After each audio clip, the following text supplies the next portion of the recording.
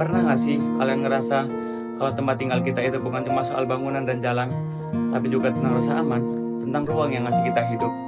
Bayangin, kalian tinggal di desa pesisir. Setiap pagi kalian harus berangkat melaut, bukan hanya untuk mencari ikan, tapi juga untuk menghidupi keluarga kalian. Laut itu bukan cuma tempat kerja, tapi dia adalah sahabat. Dia adalah sumber hidup bagi kalian.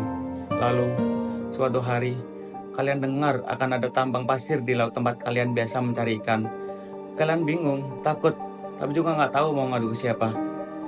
Inilah kisah yang terjadi di Trenggalek, Jawa Timur. Dan inilah yang mau saya bahas dalam video ini. Perkenalkan, saya Dava Danusa Dwi Permana, mahasiswa semester 2 di program Perencanaan Wilayah dan Kota, atau biasa dikenal dengan PWK. Di PWK, saya belajar bagaimana menata ruang, baik itu kota maupun desa, supaya bisa adil, nyaman, dan berkelanjutan. Di video Daud versus Goliat di seri Ekspedisi Indonesia Baru, saya melihat cerita nyata dari pesisir Trenggalek. Di sana ada nelayan seperti Pak Nur Kawit yang hidup dari laut. Tapi sekarang mereka khawatir karena ada rencana tambang pasir besi di laut itu.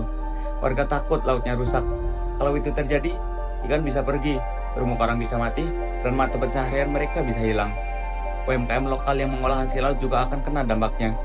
Kejadian ini seperti cerita Daud versus Goliat, di mana Daud adalah masyarakat kecil yang menjaga hidupnya, dan Goliat adalah perusahaan besar dengan izin dan modal. Tapi, siapa yang lebih tahu tentang laut itu? Siapa yang tinggal di sana turun-temurun?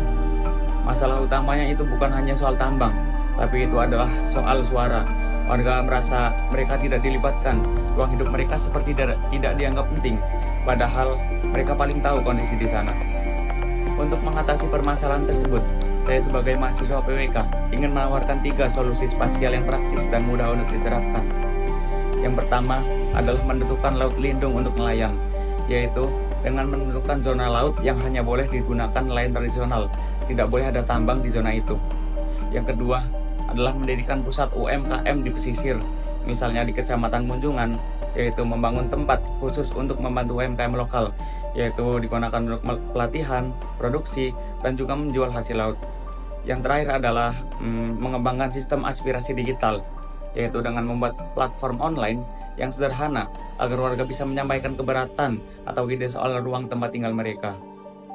Dari kejadian tersebut, saya percaya bahwa menata ruang itu bukan cuma soal gedung dan jalan, tapi tentang mendengarkan, terutama mereka yang paling dekat dengan tanah dan laut, supaya pembangunan itu tidak hanya untuk yang kuat, tapi juga untuk yang kecil. Terima kasih sudah menonton. Mari kita bantu Daud supaya tetap bisa hidup layak di tanahnya sendiri. Terima kasih dan sampai jumpa.